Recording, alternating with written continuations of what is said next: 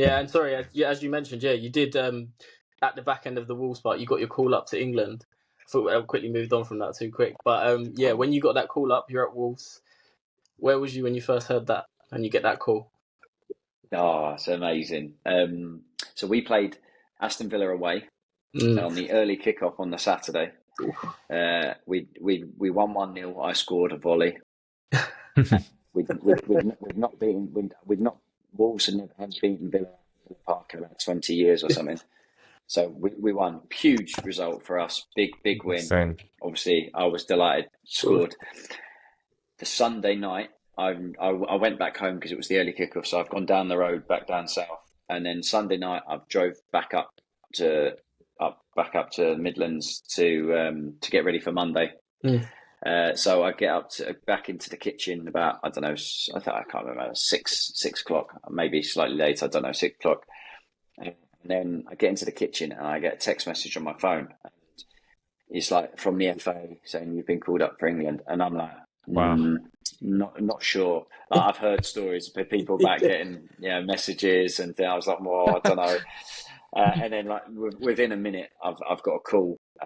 Someone saying from the FA, look, yeah, you have been called up for England. This is this. You're going to get picked up tomorrow. You need this, and this.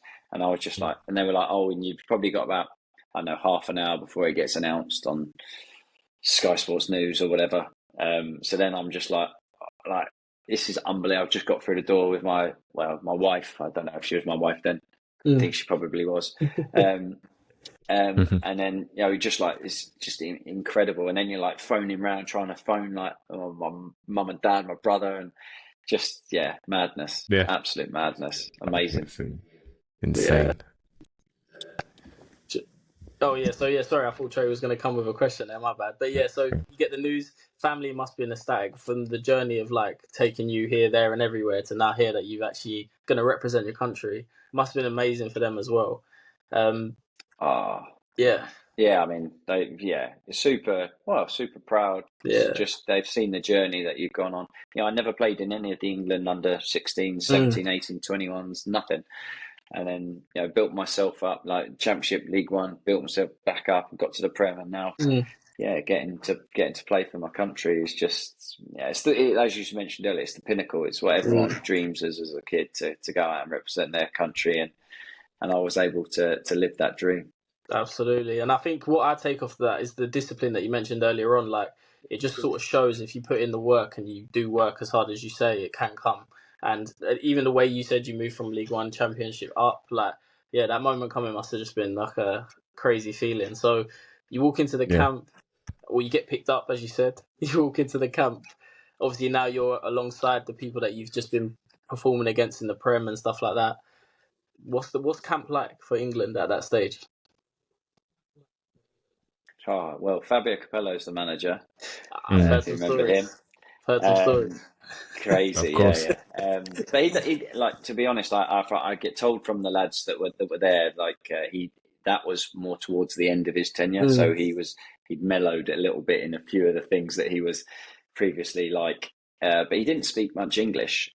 So like he basically, when I first got to the hotel, he was sort of there, and he was like, he goes, "Are you pleased to be here?" I was like, yeah, obviously, this is amazing. And he went, he said, "Oh, that goal you scored, that got you in." He said, "You were close, but that goal got you in." And I was like, "Wow, okay." That's quite, speaking about the goal against Villa? Yeah. He said that goal against Villa, that one got you in. I was like, wow, because I'd been in the preliminary squad the last couple, but I didn't make the actual squad. So he was like, "Yeah, you were close, but that one got you in." And you're just like, wow. And then you go in, and it was when John Terry was reinstated as captain. Yeah, you had Rooney. The only player that wasn't there that was sort of that thing was Gerrard. He was injured, but you had Lampard. It was just top camp. But I didn't really know anyone, like, personally. Again, so it was really like it's the same repeating itself about a first day back at school. Don't know where to sit on the bus. Don't know where to sit for dinner. You just sit down, and everyone's sort of been there before. So, or if they hadn't, it was teammates from from their club. They're all like top 6 teams. So it was, but they were brilliant. They were brilliant with me. And how long was that camp for? Again, if you could remind us. It's about 2 weeks, just under 2 weeks. Yeah. And did you find there was any particular player or players that you sort of, you know, hooked up with, I guess, linked up with, that who were your closest friends in during that period? Because you know, well, I mean, to be fair, as I said, they're all very, very good with me. I think like Carl Walker was. I think he was probably the one I sat next to on the first day in the like dining room, effectively. So yeah, and obviously I'd played against him quite a few times, literally directly against him. Yeah. So but then, you know, as I mentioned, there was so many top players there that it was good, and there was like a communal area where there was a like, table tennis table, and there was a few other bits and pieces. So yeah, and for me, it was, you roomed on your own as well. So like you sort of wanted to go and interact and be in there. So, and I just wanted the training to start. You know, you just want to get into your comfort zone where you're just on the pitch. But I was thinking if I went into the middle of the rondo, I might not get out. But it wasn't. It was all right. Yeah, I can imagine. During them training sessions, I know like there's a sort of a stigma around international football that when you go there, it's relaxed, no one cares. But who would you say was the best player that you trained with or you saw training? Who was like someone that you thought, wow, unbelievable?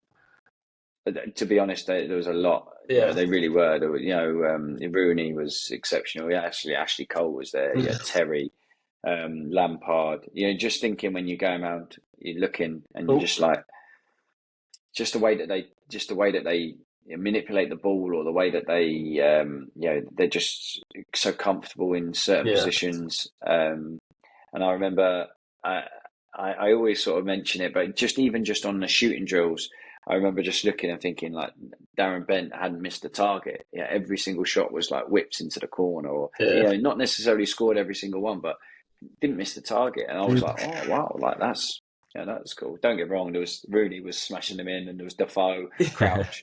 Yeah, there was some top players, but it was just, you know, certain things you just were like, oh okay, that was decent. No, absolutely. No, yeah. So, yeah, training's done. You're making your official debut against Ghana at Wembley. Obviously, playing at Wembley is a massive thing anyway. But take us through that moment when you know that you're coming on the pitch, like, to play in this game. Yeah. I remember warming up and just being down near the corner and just sort of looking back and just waiting for like and I just remember, I can still remember it now. Like there was a like that, and I was like, me, and they were like, yeah. And I just sprinted back to the dugout. His shirt was off, like ready to go. Yeah, I'd already had my pads on. Everything was ready to roll. And then, just then getting handed like where this is where you are from this and this set pieces, and just sort of being like trying to yeah, and then just being like on the side of the pitch, just like kick the ball out, let me get on the pitch. And then I like just remember sort of standing there, just being like, right.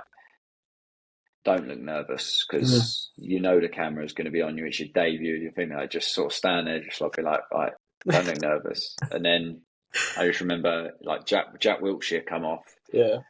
So I was sort of like, high five, got on the pitch, and then I just remember going, "You've done it. Like no one can take this away from you. You've played for your country. Like that's it. Like no one can do that." And then it was good. I got a good early first touch, and then got another touch, and then you sort of, I know it sounds so like silly or corny or whatever, but then you're just sort of into the game, and you're doing what you do every single day. You're just playing in a match. So I got the good early few touches, and then you're like, right, okay, I feel a lot more comfortable now. I'm in the game. I'm ready to go. Sort of putting the occasion to the side and just playing your game at that point. Sort of just you're in it now. A little bit. Yeah.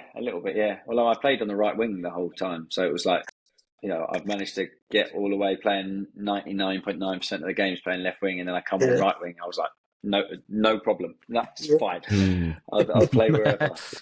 Wherever. That was good. I managed to, you know, get a few good crosses in, a few set pieces, amazing, absolutely amazing. Yeah, and even with that, like obviously you've experienced the setup now and stuff. Did this give you sort of like another newfound confidence? Obviously, you went from Championship to Prem. You get that level of confidence. You perform well at Wolves. You get the call up are you now like, wow, like I'm ready to just keep cracking on and do more? Or Yeah, but again, I speak about Mick McCarthy, but when I come back and he was like, right, congratulations, presented me with my actual England cap, and yeah, and he was like, Mhm. right, now you're not Matt Jarvis, you're England international Matt Jarvis. Now you need to step up every single game because someone else is going to be going, right, I'm not letting him get past me now. oof. And he was right, and it was like, oh, well, actually, yeah, I had to. Don't get me wrong, it was a slight adjustment for me.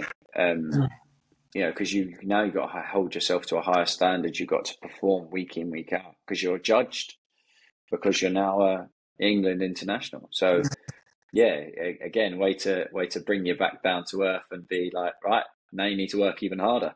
And I Yeah. had to adapt my game because people were like doubling up, or your fullbacks were playing different against you, so you've got to adapt and change. And either come inside a little bit more, or running behind even more, or to try to come short to try and change the way that they're reading you. So yeah, big change, but stuff that you wouldn't even really think about. You just be like, oh, he's played for England, like, no, carry on. But Yeah. actually, no, it's completely different mentality for the player that you're playing against, also for yourself. Trey, you got yeah, no, great. Okay, cool. So yeah, looking back, Yeah, I obviously. mean, Oh, go this on, is Trey. a. Sorry, apologies. The, am I delayed? Okay, Yeah, cool. you're good. You're back. No, Go I ahead. Yeah. mean, it's. I do want to touch on it because it was only the one cap. So is there a level of disappointment that you have had, or you had, not getting that call up again? Was there times where you were, you're hoping that, right, this, get the next one? Yeah. How does that Well, feel not getting that? Or yeah, 100% there's disappointment, and I look at it and I actually think that, not that I deserved it, but I said about I put the most crosses in Europe, most successful cross in Europe my last season at Wolves, but I actually did exactly the same in my first season at West Ham. So I was playing week in, week out in the Premier League. We finished 10th in the first season, and yeah, I was playing really well week in, week out. So yes, there's a level of disappointment, but at the same time, you're looking at the wingers that were there back then at that point. They're all playing top six clubs. They're all playing week in, week out. You had James Milner, Stuart Downing, Theo Walcott, Aaron Lennon. I can't even remember who else was there. There's some top, Ashley Young. There's some top players there. They're all playing top level. So yes, I can be disappointed and, in my head think, oh, maybe I should have got more. But at the same time, I'm coming up against top players, international players that are playing in the Champions League, and it's a difficult one. But yeah, I mean, I would have loved to have had more for sure. My son ridicules me. He goes, his mates say, "Oh, you played for England?" I go, "Yeah, yeah, yeah," and he goes, "Yeah, but only once." Oh. If only it wasn't your son. Yeah, I know. I'm like, all right, Wow. mate. How many times have you played, mate? Oh, that's top.